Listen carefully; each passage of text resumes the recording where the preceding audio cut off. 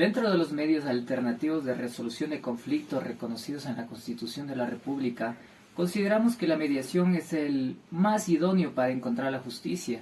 Según Moreira, estos mecanismos nacen ante la evidencia de las falencias de un sistema de administración de justicia ineficiente, exceso de casos, procedimientos lentos, falta de capacitación de los funcionarios judiciales, costosos, con una duración larga y sobre todo una percepción bastante negativa de la ciudadanía sobre la justicia. Como tal, la mediación es un proceso extrajudicial para la resolución de conflictos en común acuerdo de las partes, que estructura la intervención de las partes involucradas en modos que favorecen su participación y legitimidad, asumiendo responsabilidades para diseñar la resolución de sus disputas, siendo esto una forma más rápida al momento de resolver conflictos.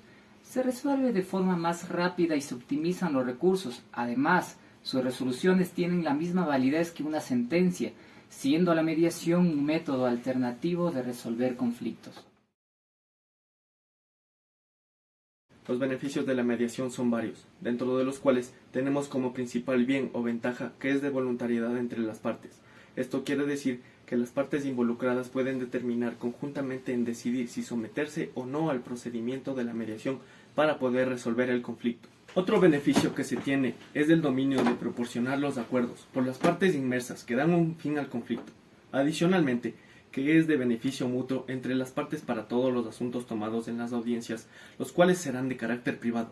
Es decir, que estos asuntos o cuestiones que se traten no pueden ser ventilados, ni por las partes involucradas, ni por el mediador, excepto que los implicados renuncien al derecho de confidencialidad. Un beneficio bastante relevante en caso del proceso de la mediación es que este deberá ser ágil y económico, debido a que lleva menos tiempo y no se incurre en gastos de honorarios de abogados, salvo los honorarios del centro de mediación.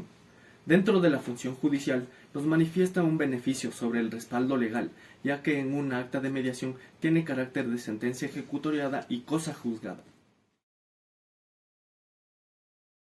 Así como en la mediación existen beneficios, también consta de desventajas, que aunque son pocas, se debe tener en cuenta.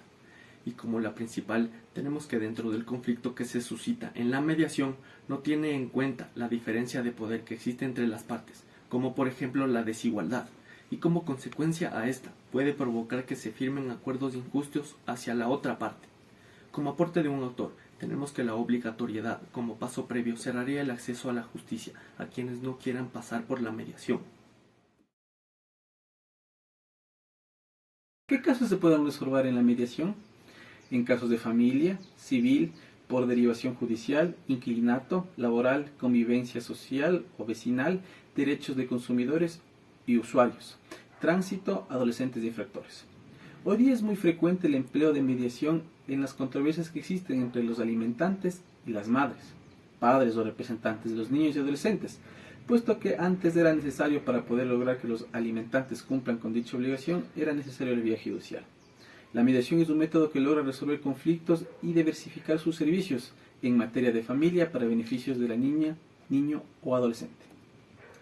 La mediación familiar es orientada por el mediador y, de ser el caso, por un psicólogo, ya que lo debe prevalecer es la unión familiar y los lazos efectivos entre los padres y los hijos, facilitando así una aceptada comunicación entre las partes, guiando así un acuerdo sin perjudicar los derechos de los menores en cuestión, impulsando así que se inicie una terapia familiar entre los padres y los hijos, puesto que todo proceso de separación conlleva a generar daños psicológicos en los menores por ausencia de padres o la madre en estos casos.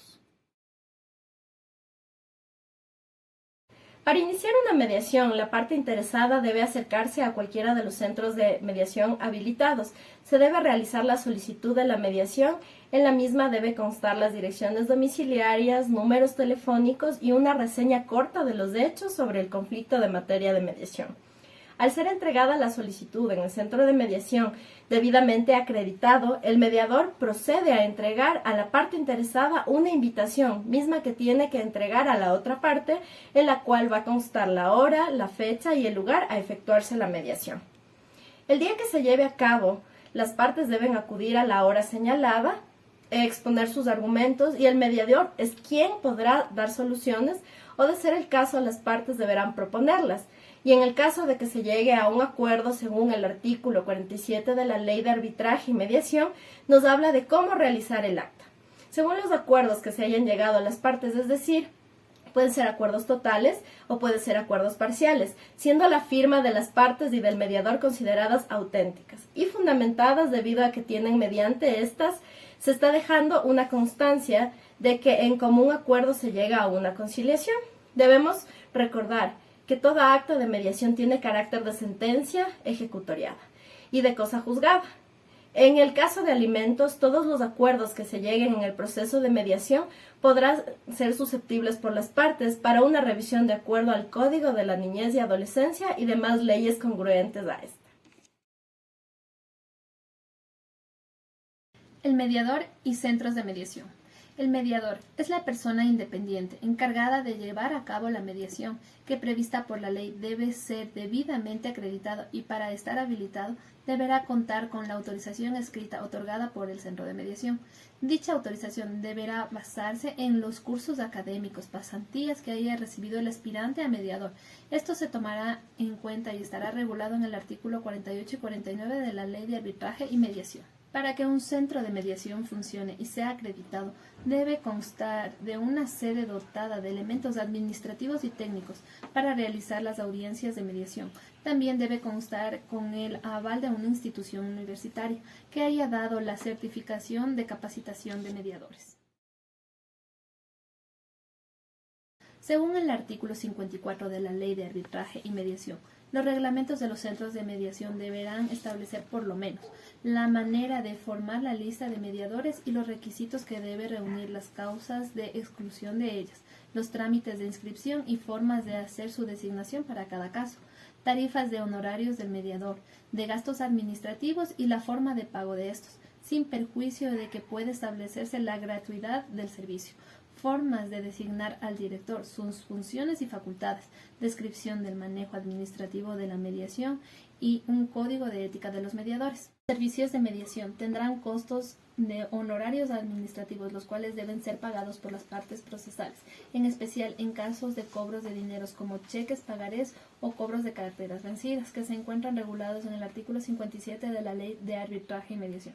En caso de no realizarse el pago de los honorarios y gastos administrativos conforme a lo establecido en la ley y el reglamento de centros de mediación, este quedará en libertad de no prestar sus servicios.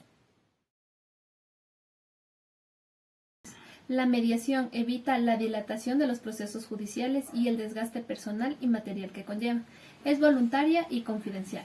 Las partes son protagonistas y deciden y se propicia la comunicación y la convivencia pacífica entre el alimentante y la madre, padre o representante legal de los niños o adolescentes. La conciliación y la mediación como mecanismos alternos evitan que las partes acudan a un órgano jurisdiccional que conozca con de un pleito hacia un litigio, que es costoso, dispendioso y que genera desgastes económicos, anímicos y emocionales a las partes. Adicionalmente del conflicto, ya que está presente, dilatando que los menores reciban la manutención que por las leyes le corresponde, ya que hay casos que por molestia de un juicio de alimentos, el alimentante por iras o capricho no cumple con su obligación. La solución pacífica y participativa de los conflictos supone una opción para la no violencia.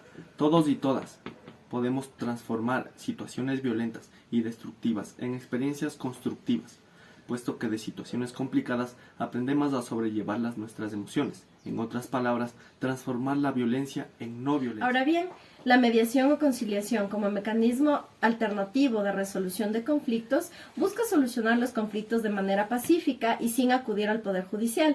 Se trata de un mecanismo que busca una solución directa y amistosa de las diferencias que puedan surgir en relación del padre, madre, representante legal del niño, niña o adolescente. Y así las partes pueden llegar a acuerdos en los cuales se pueden ver afectados y así salgan beneficiados tanto la una parte como la otra parte.